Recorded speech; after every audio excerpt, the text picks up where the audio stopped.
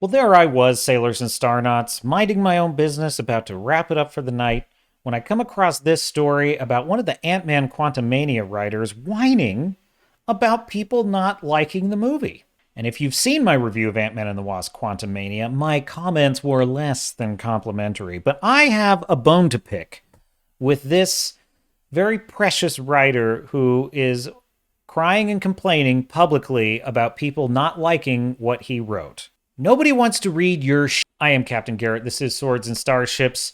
And if you have not yet subscribed, we are over 370 strong and counting. So please hit that like button, subscribe, turn on that notification bell, and let's get into this story, shall we? Try this headline. From the Direct, Ant-Man and the Wasp Quantumania writer Jeff Loveness gave his honest take on the mixed reviews from fans and critics. You mean negative reviews?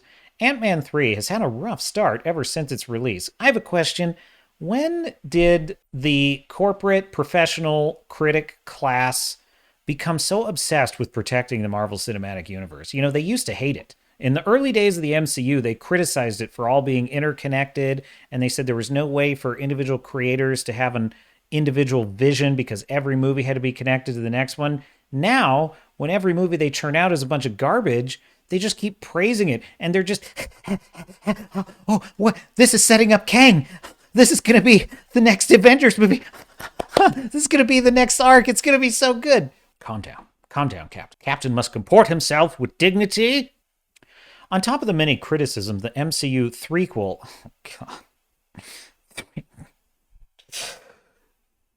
received a B audience score. Oh no, only a B, tying it for the worst in Marvel Studios history. It deserves an F. Moreover, Ant-Man 3 also suffered the worst Rotten Tomatoes score in MCU history, gaining a 47% critic approval rating. And here is the reaction. Speaking with the Daily Beast, Ant-Man and the Wasp Quantumania scribe Jeff Loveness, scribe is a bit generous, don't you think?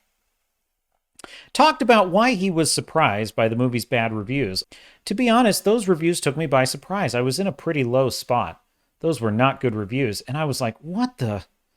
The Marvel writer, who is also penning Avengers, the Kang Dynasty script, yikes, pointed out, I'm really proud of what I wrote for Jonathan Majors, who plays the villain Kang the Conqueror, and Michelle Pfeiffer, scientist Janet Pym.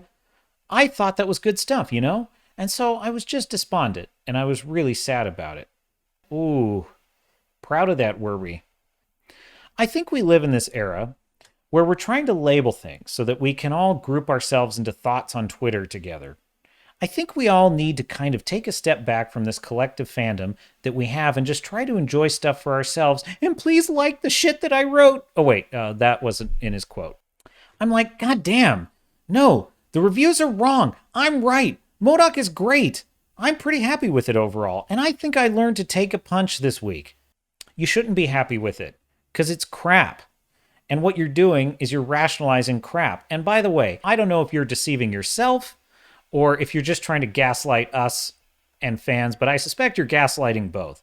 When you say, I think we're living in this era where we're trying to label things so that we can all group ourselves into thoughts on Twitter together. Isn't it funny how these people, whenever someone criticizes them, it's because of tribalism and people wanting to group themselves on Twitter.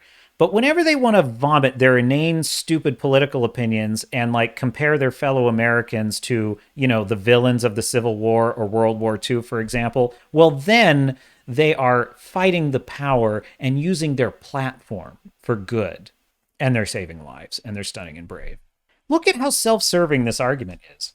I think we all just need to kind of take a step back from... He's speaking of his own work, by the way. He's speaking of the bad reaction people had to his writing. Okay, if he were not the writer, he might have a point here. I don't think you'd be saying that if the reviews were over the moon and everyone was loving it. I think what you'd be saying is, well, we wrote a really damn good movie and people are loving it and I'm proud of that. But I think what you're saying is that when it's crap and nobody likes it, well, then we should take a step back and, you know, we should just enjoy it. In other words, what you're saying is, this is the in my opinion argument. This is the, well, you have your opinion and I have my opinion. But as the great Mahler points out, There is such a thing of objectively good and objectively bad. There is good writing and bad writing, and you are welcome to your opinion. You can enjoy bad writing, but it doesn't change the fact that it's bad writing. So you, Mr. Loveness, you go enjoy your work for yourself, and I have nothing but sympathy for the pain that you're going through. But also, tough shit. C'est la vie. Such is the life of an artist. You may have noticed that if you look... Wait, other way. If you look that away, there just happens to be a little artwork from my own novel, Blood and Oak, part of my so far 2-book series of sword and sails adventures with John Sullivan on the high seas in the early 1800s, fighting a war to save America. I have felt the sting of bad reviews. I have felt the sting of putting your work out there and feeling like it's not getting the traction you want it to have. And yeah, it's painful. But you are not entitled to anyone liking your work. You just aren't. No creator, no writer is. You know, I'm doing Iron Age reviews on this channel. I support the creators I'm reviewing, and I'm also going to tell the truth about their work. So I give no quarter, I expect no quarter. I am a great fan of the author Stephen Pressfield, most notable for writing the novel The Legend of Bagger Vance. I consider his real claim to fame The War of Art by Stephen Pressfield. If you're an aspiring screenwriter, novelist, or fiction writer of any kind, you need this book. Stephen Pressfield also has another great book titled No One Wants to Read Your Shit. As a matter of fact, Mr. Jeff Loveness, that might be a title in particular you want to read. But I'm actually going to read a passage from another great book of his called Do the Work. And I quote, "The first professional writing job I ever had after 17 years of trying was on a movie called King Kong Lives. I and my partner at the time, Ron Shusett, a brilliant writer and producer who also did Alien and Total Recall, hammered out the screenplay for Dino De Laurentiis. We were certain it was going to be a blockbuster. We invited everyone we knew to the premiere. We even rented out the joint next door for a post-triumph blowout. Nobody showed. There was only one guy in line beside our guests, and he was muttering something about spare change. In the theater, our friends endured the movie in mute stupefaction. When the lights came up, they fled like cockroaches into the night. Next day came the review in Variety. Ronald Shusett and Stephen Pressfield, we hope these are not their real names for their parents' sake. When the first week's grosses came in, the flick barely registered. Still, I clung to hope. Maybe it's only tanking in urban areas. Maybe it's playing better in the burbs. I motored to an Edge City multiplex. A youth manned the popcorn booth. How's King Kong Lives? I asked. He flashed thumbs down. Miss it, man. It sucks. I was crushed. I was 42 years old, having given up everything normal in life to pursue the dream of being a writer. Now I've finally got my name on a big-time Hollywood production starring Linda Hamilton, and what happens? I'm a loser, a phony. My life is worthless, and so am I.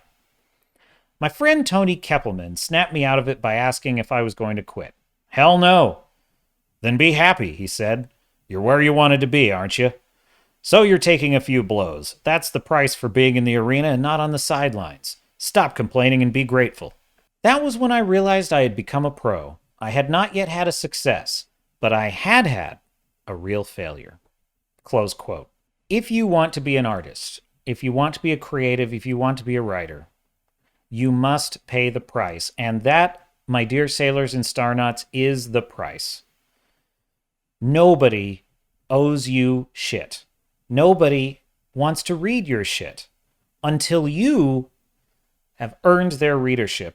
So, Mr. Jeff Loveness, rejoice. You have had a real failure. You've got to do better. Ant-Man Quantumania was a giant pile of crap with no discernible story, utterly baffling and stupid creatures, and really characters that had annoying plot-contrived conversations in which they refused to answer questions just so the plot can keep happening. It was awful, and I never want to see that movie again. That is my honest, sincere, and constructive feedback for you, sir. So, sympathy for how you're feeling, zero sympathy for the enormous privilege that you have to write in a luxury industry something like this. Maybe next time, take it a little more seriously. Maybe next time, go and find the fans, the real fans, and listen to what they have to say. Maybe next time, do the work. And that's all I have to say about that. I do thank you for listening, dear sailors and star nuts. Please do like and subscribe. And stay tuned for a little plug I put at the end of my videos for my own novel, Blood and Oak, and see if you've got the same scathing reviews for me. Please be kind. Please. I think we should all just take a step back and just learn to like things ourselves. That's all I'm saying. And until next time, I'll see you out there. Make sure to check out my novel series, Blood and Oak. It's available now on Amazon. It follows the sword and sails adventures of midshipman John Sullivan. When his sister is kidnapped and sold into slavery by the Barbary pirates, this daring young Navy officer embarks on a suicidal quest for rescue and revenge. It's available now on Amazon in Kindle, paperback, and a fantastic audiobook narrated by Travis Baldry. I'm not just giving commentary and commenting on the problems in entertainment. I'm doing my best to be part of the solution, and I would be truly honored to earn your readership and your support. Until then, I say hail to you, hail to the fellowship, and hail to the Iron Age of entertainment.